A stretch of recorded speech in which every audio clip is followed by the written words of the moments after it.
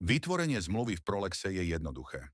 Cez tlačidlo vzory v hlavnej ponuke si vieme vyhľadať konkrétny vzor zmluvy, ktorý vytvárame. V tomto prípade vytvoríme zmluvu o dielo.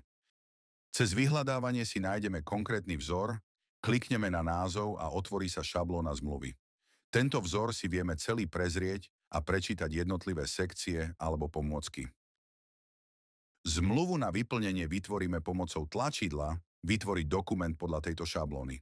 Zmluvu pomenujeme, zaklikneme požadované parametre uvedené nižšie a v ďalšom kroku vyplníme údaje. Skrz ikonku lupy vieme doplniť informácie automaticky, nakoľko je Prolex prepojený s Finstatom. Na konci doplníme vlastné údaje ako názov diela, termín, sumu a sadzbu DPH. Vpravo dole klikneme na tlačidlo Vytvoriť a zmluva sa následne vytvorí. V takomto dokumente vieme jednotlivé ustanovenia upravovať, presúvať, mazať alebo pridať nové. Kliknutím na Dokončiť dokument sa zmluva vytvorí a následne si ju viete prezrieť v PDF formáte, pripravenú na stiahnutie. Je nám potešením vám asistovať.